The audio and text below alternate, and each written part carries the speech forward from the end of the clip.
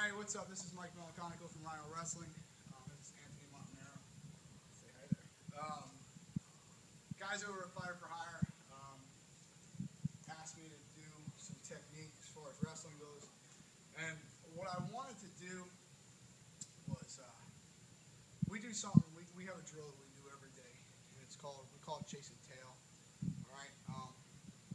There are a million different names for it, but the reason that we do it is to keep good body position.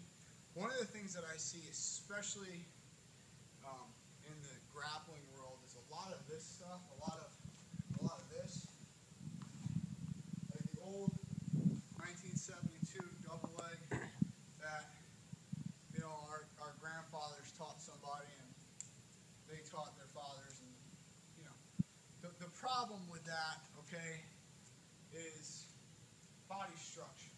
Okay. If you look at my body structure, when I hit him, okay, all I'm doing is hitting him with my shoulder. Now, if he wasn't even in the picture, and I hit him with my shoulder's here, my leg is here. If he puts any kind of weight on me, I have to do that, or I have to do that. Right?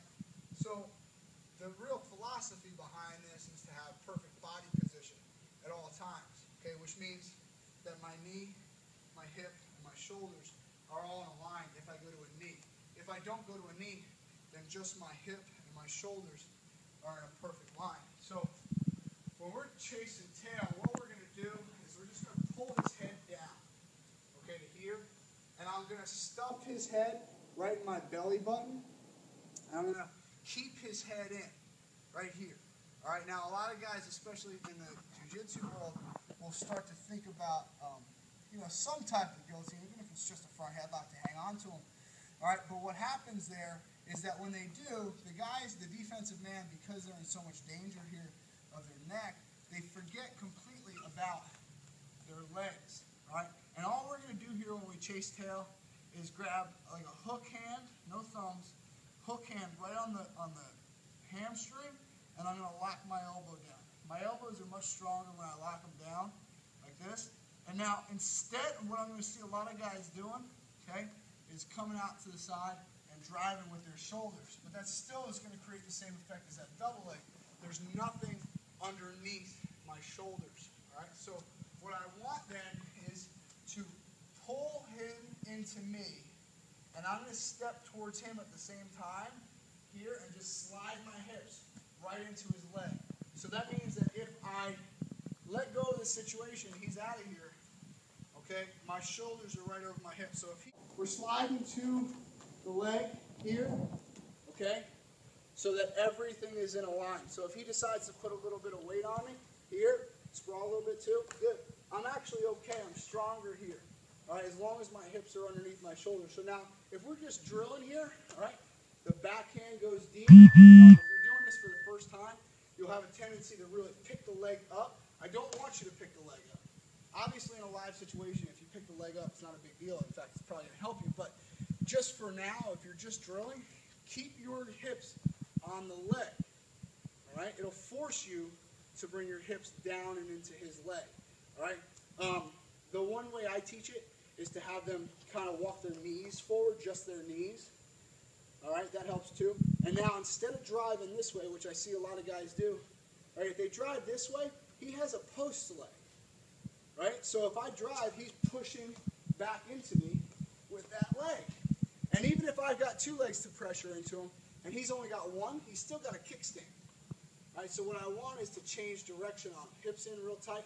I'm going to change direction. I'm going to put his hands on the mat here. All right? So again, in order to chase tail, we're going to stop here, okay, pull here, slide my hips towards his leg so that my hips are directly over my shoulders here, and attack. The reason that we stuff his head in the beginning, and by the way, you guys should know this too, all right, is because too many of you guys, especially youth wrestlers, and a lot of guys that come to wrestling later on, like Monty came, and Frankie really came through a different sport to get to wrestling. What happens is they forget that taking a, if I if I get in a wrestling stance and Monty takes a shot directly from where he is, I can stop him with my hands. And if he gets past, just stop.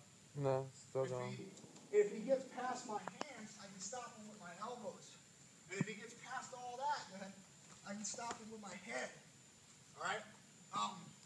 So what we're doing is we're just taking an idea and we're kind of running with it. I don't want to have to deal with his hands, elbows, and head. I want to deal with just his legs. All right? Here. So I'm stuffing him and I'm creating a little bit of an angle there too. So again, for those of you guys, you younger wrestlers, focus on angles and body position every day. And your life's going to be a whole lot easier on a wrestling mat. And for those of you guys just getting into the sport, same thing applies. Stop drilling those crappy doubles from 25 feet away like this and this. Okay? You're going to have a hard time finishing that against anyone who's wrestled before. All right? That's it. That's it!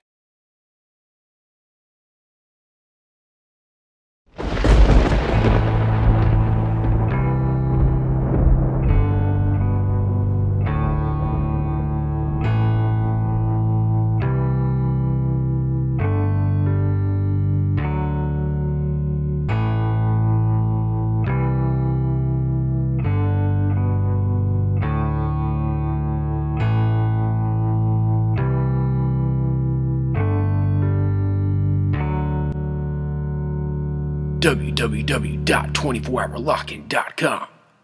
Rhino Wrestling, building the unbreakable.